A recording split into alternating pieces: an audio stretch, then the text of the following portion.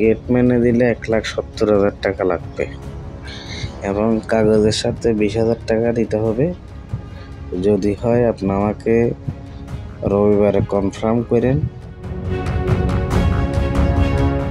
রেলের নিয়োগ বাণিজ্যের অভিযোগে বরখাস্ত হলেন দেলোয়ার হোসেন নামে এক কর্মচারী। সংশ্লিষ্ট বিভাগের উচ্চপদস্থ কর্মকর্তাদের হাতে নিয়ে তিনি এই বাণিজ্য শুরু করেন। ঘটনা জানাজানি হলে প্রাথমিক তদন্তের পর একজনের বিরুদ্ধে ব্যবস্থা নেওয়ার নির্দেশ দেয় কর্তৃপক্ষ। সাম্প্রতিক সময়ে আউটসোর্সিং এর মাধ্যমে জনবল সংকট। Double million offer Walton fridge কিনে পেতে পারেন 20 লক্ষ টাকা, রয়েছে কোটি কোটি টাকার নিশ্চিত উপহার। কাটিয়ে উঠতে টেন্ডারের মাধ্যমে শাহ আমানত এন্টারপ্রাইজ চট্টগ্রাম ঠিকাদার হিসেবে নিয়োগ দেয় রেলওয়ে চট্টগ্রাম পরিবহন বিভাগকে। গঙ্গাসাগর থেকে কক্সবাজার পর্যন্ত চট্টগ্রাম রেলওয়ে বিভাগের মোট 119 জন আউটসোর্সিং কর্মী নিয়োগ হয় নতুন পুরাতন মিলে। এই নিয়োগ কার্যক্রমে অবৈধ লেনদেনের অভিযোগ উঠে অস্থায়ী গেটকিপার PLR কর্মচারীদের চট্টগ্রাম বিভাগের প্রতিনিধি দেলোয়ার হোসেনের বিরুদ্ধে। অভিযোগের অনুসন্ধানে দেখা যায় দেলোয়ার হোসেনের ভয়েস রেকর্ডে নিয়োগ বাণিজ্যের সাথে অতিরিক্ত COPS জাকির হোসেন, যুগ্ম মহাপরিচালক জালাল উদ্দিন, বিভাগীয় পরিবহন কর্মকর্তার নাম উল্লেখ করেন সিন্ডিকেট এজেন্ট দেলোয়ার হোসেন। আমার এখানে 31 দিন লোক ঢুকাইছে, বুঝছেন। এখন হঠাৎ করে মনে করেন 31-এর ফেরা হয়ে গেছে না, এখন ওই যে হঠাৎ করে এখন ওই যে এডিশনাল CV এডি দিয়ে 4টে লোক পাঠাইছে,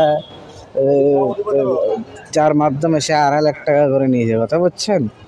এখন এই 60টা লোক 2.5 লাখ টাকা ঢোকার কারণে এখন ধম করে এটার মার্কেট উঠে গেছে 1,80,000, 70,000, 2 লাখ এরকম, কথা বুঝছেন।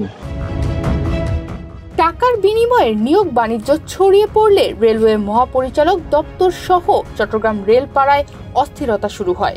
দেলোয়ার হোসেনের পাওয়া কল রেকর্ডে শোনা গেছে 1,70,000 থেকে 2.5 লাখ টাকার বিনিময়ে জনবল নিয়োগের কথা।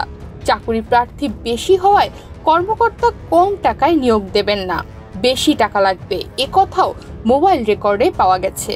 এখন তো ওই যে অফিসারের মাথা ঘুরাই গেছে, বুঝেন নাই। আমি 1,30,000 যে কেন নেবো, ওরা যদি 2.5 লাখ টাকা দিয়ে ঢুকে তাহলে আমিও নেবো, কারণ ওগুলো তো রেল ভবন থেকে আসছে, বেদা লিখেছে এই জায়গায়, কথা বুঝেন নাই।